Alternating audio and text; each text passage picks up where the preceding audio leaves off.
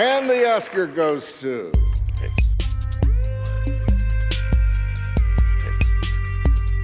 Scream Louder, your update on what was, is, and will be loud. Scream louder now. Hey, welcome to Scream Louder. I'm Salvador Gutierrez. With me is Austin Ulen. I love it. I still love it when you say my name. Austin. I don't know why. Makes me happy. Just move on to me, please. Yeah. And the other guy, Russ. Raz. Say his last name. Rasmussen. Don't even. You can pronounce it. Rasmussen. Rasmussen. I was talking to Raz over the break about... The break of 2 days? Yeah. The 2 days break? About how... Because we had talked a little bit about CGI. Mm-hmm. But also I was talking to him about color grading and how like a lot of films will take the color that they have and it adds to the... If it's like an era film, like if it's... Like for instance, I saw this film called The Master and it's set in the 50s and it's like... all the pastel colors and really washed out looking and like they color grade it to make it look close to the era. And like I talked to the film teacher Don Abel about it and he came up with another good example of like Oh Brother Where Art Thou, how everything's kind of like really sepia toned and kind of dull and brown and tans that were used back in that day, you know, like everything was kind of that color. And if we go to other different Hollywood movies, we have, for example, Tim Burton. Yeah. And Hair. Everything in that movie is like red and pink. Mm-hmm. Other movies we have The Theory of Everything, and yeah, there's a lot of... Divergent. No. What about Divergent? Isn't that what it's called? That movie? Yeah, I mean, there's a movie called Divergent. Oh, no, never mind. I'm sorry. Salvador, go ahead. It gives like certain...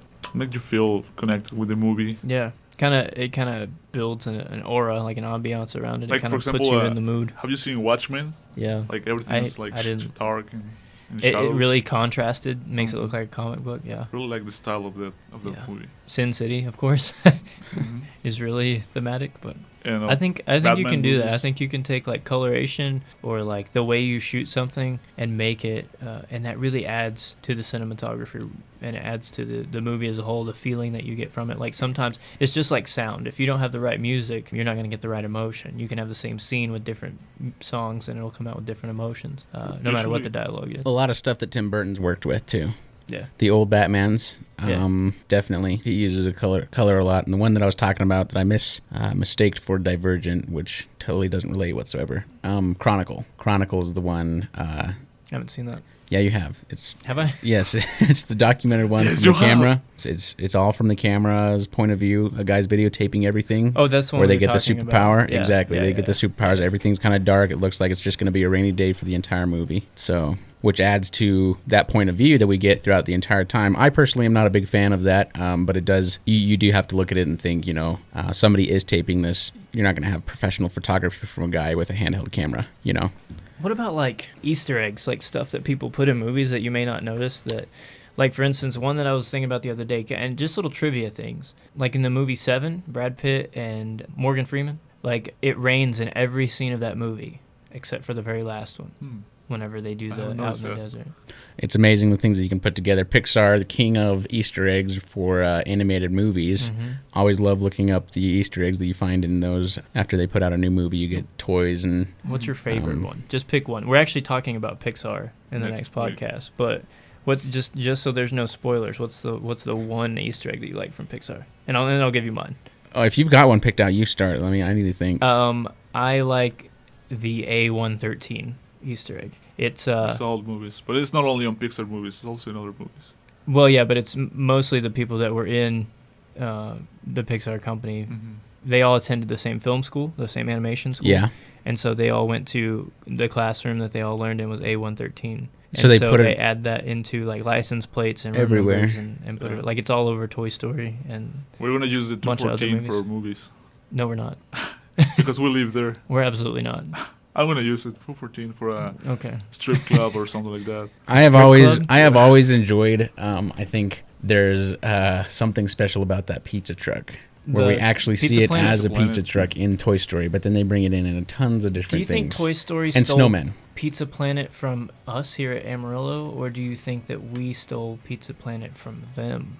I saw that the other day and I thought the same thing. I don't know when. I've only I lived don't know here for so when. long. I don't There's know a when Pizza Pizza Planet in Planet Mexico, started too. here, but Well, Mexico rips off a lot of stuff, Salvador, so Well, it's yeah. okay. There's different laws there.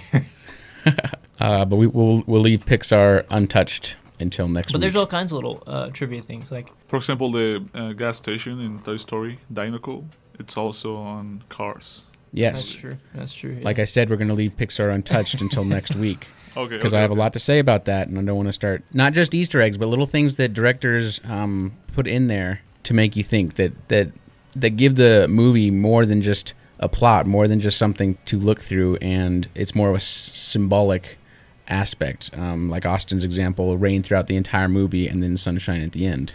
Even though the sunshine at the end, or that scene at the end, is the most sad and horrific and emotionally driven. So what's up with that? I'm not saying let's go into the English aspect where you're like, okay, why did the author write blue curtains? What did he mean by this? Oh, Nothing. He just meant that's to another put blue one. curtains. It's a writing thing, but it's in a movie. It's in Fight Club.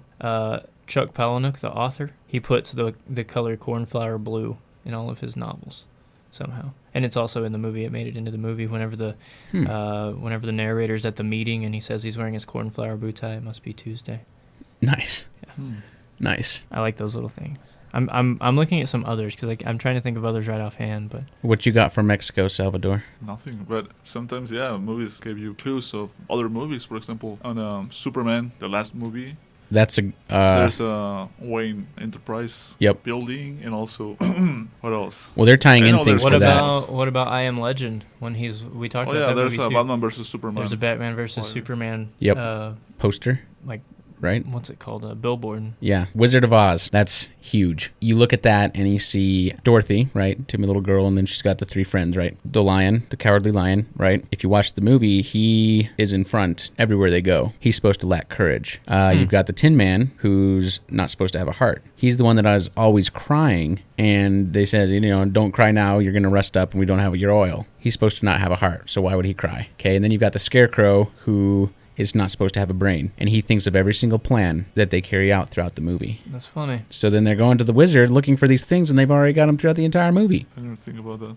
So there you What have it. about this one's funny. I just saw this one. The movie Psycho, Alfred Hitchcock classic, was the first American movie to show a flushing toilet. And how is that related with the story? I didn't say it had anything to do with the story. I said it was a trivia Easter egg kind of thing. Like, So now America knows Did they that show we that have America flushing had toilets. or what? It was kind of our claim to I fame. guess. Oh yeah, that's another one. Michael Myers' mask was a Captain Kirk mask painted white. Like they just took a Captain Kirk Star Trek mask and painted it white. That's Michael Myers. And now he's You can see it. a You can killer. see it, Usually they use Easter eggs on superhero movies. They tend to. Oh, Deadpool Yeah. was full, and we talked about Deadpool last Yeah. week, but it was chock full of Easter eggs and little pokes at other movies. Like when they show the X-Men mansion. Well, they're all both superhero franchises, DC and Marvel. They're all creating things. Easter eggs are important to them. They're bringing things together, and they're both building their universes right now. DC's building its Justice League, and Marvel's building up to the Civil War, the ginormous climax of the comic books. I think in Marvel movies only real fans catch the Easter eggs. Sometimes. Because if you go and ask people, do you notice that? Do you notice this? Well, that's their fault. Well, I don't think so. See, like, I keep going back to Fight Club, but I know the most about it because that's like my number one movie, and that's one I've done a lot of research on, sadly. But David Fincher, the director, said that in every scene of that movie, there's a Starbucks cup somewhere. Is that why they're so rich? No, that was making fun of the fact that there's a Starbucks on every corner of America. Oh. Interesting. There's a potato and a shoe in the asteroid field of Star Wars Episode 5, The Empire Strikes Back. There's a lot of stuff in Star Wars. There's tons of stuff in Star Wars. And now you can add to that list a potato and a shoe. Yes. And we saw a huge awakening with The Force Awakens in number 7. Double whammy. Awaken. That was cool. And that's where you get all these people that are come back to life pretty much with Star Wars coming back out with number 7 and everything that they put into it. Everything that they brought back from the past to bring into the new. I won't spoil anything for the future, but they definitely do if you do your research and you look into the comics. And actually, surprisingly, I was kind of annoyed because I saw the Clone Wars on Disney and I didn't enjoy it just because they had square beards and it was just kind of annoying to watch. But I had to go back and watch them because things that they produce in the Clone Wars are actually what we call canonized, which is approved and 100% true, and not just left to legend. It doesn't make you wonder what if. Everything that happens in Clone Wars is canonized, which means this happened and this is real. And so you need to watch that, and then it leads on to other things that we'll see in the huge movies from Star Wars that they'll be releasing every other year. So we had 7 last year. This year we're going to have Rebels. Yep, specifically about the Rebel pilots, and then a year after that will be Star Wars 8 and a Solo movie. Continuing on with that, I'm looking forward. I want to see Yoda. I've heard rumors of a Yoda Origins, but nothing's been confirmed yet. I just found a trivia fact about Episode 1. It says that Qui-Gon Jinn's communication device was just a Sensor XL razor from Gillette for women. Oh, just Qui-Gon. Like they didn't even paint it or anything. It's just, and then you look at the picture and you can blatantly see that that's just a razor. Hey, it worked, didn't it? It did, yeah. It didn't. I mean, when you can make he up communicated anything, with somebody. When you have a universe where you can create anything from anything, yeah, you can use a razor. That's fine. That's hilarious. Obviously, he didn't use it. And now that you mentioned, Russ, the Clone Wars in Disney, what do you think about what are they doing with Star Wars saga? Have you seen the new show? I Star walked Wars through Rebels? Walmart and I see these lightsabers. I know. I'm an American. And I see these Star Wars lightsabers, these action figures, and in the bottom corners it says Disney, and it just still kind of throws me off. It's weird. Like It is weird. I don't have a problem with it. I enjoy Star Wars no matter who's controlling it to a point. I mean, I was nervous until I saw the new movie. I was never like a huge fan, but I knew that it was going to go downhill as soon as Disney bought it. But then I saw the new movie and it wasn't bad at all. Like it overexceeded my expectations. Good move with J.J. Abrams. I think everybody went crazy when they released Phineas and Ferb Star Wars Mission. I love Phineas and Ferb. I own their soundtrack. I'm a big fan of Phineas and Ferb. They're so great. Oh Yeah, my gosh. Some people thought that wasn't a good idea. Salvador, have you seen Phineas and Ferb? Yeah. I Can know you do... I know the song... What you doing? What you doing? She's a babe. Anyways, we should do a podcast about Phineas and Ferb. I think Salvador, sing. you should do Perry's mating call. No. Let's hear it, Salvador. No. Come on. I'll sing if you want me to sing. Oh, here's an interesting fact, which is absolutely not related to a child's Well, TV before we show. move on, I want to hear Austin's Perry call. I'm not going to do that. Come on, just try. I can't. Kill Bill is Quentin Tarantino's first movie in which the F word is used less than 100 times. It's only spoken on 17 occasions. Wow. I like me some Quentin Tarantino just because he plays by his own rules. Certain respect for those people. What about Tim Burton? He always uses... there's always a dog in his movies. He delivers. I think he brings the goods. Tim Burton? Yeah. Yeah, I like Tim Burton. Also, all the male characters in his movies are like the same character. Dark.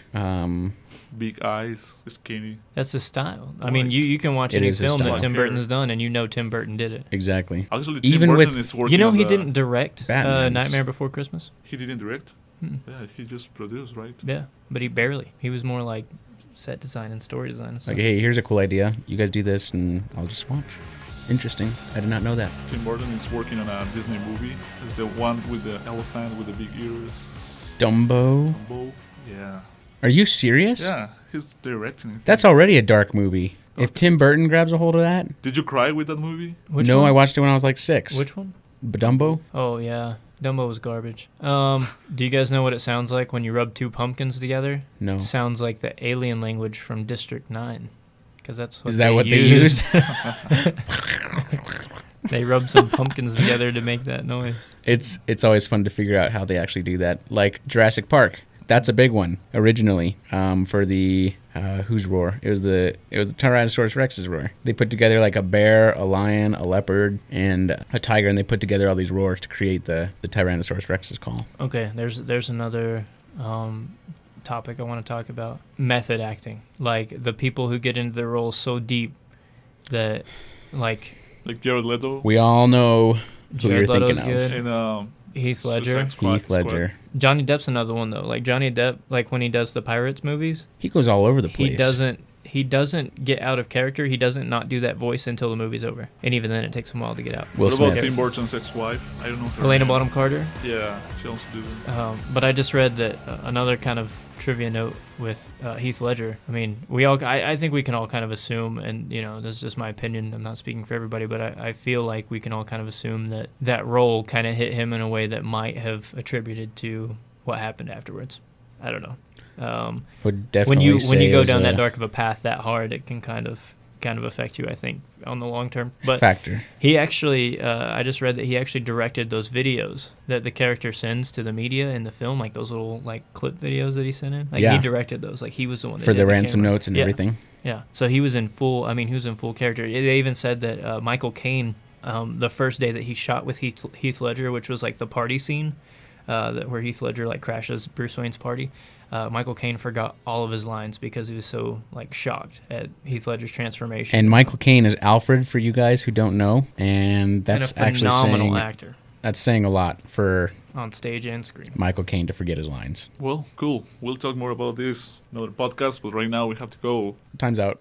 So okay. say goodbye. See you next guys. time. We'll definitely get involved with Easter eggs. No, with we don't Pixar have time. We'll see you guys week. next time. Bye. Deuces. Adios.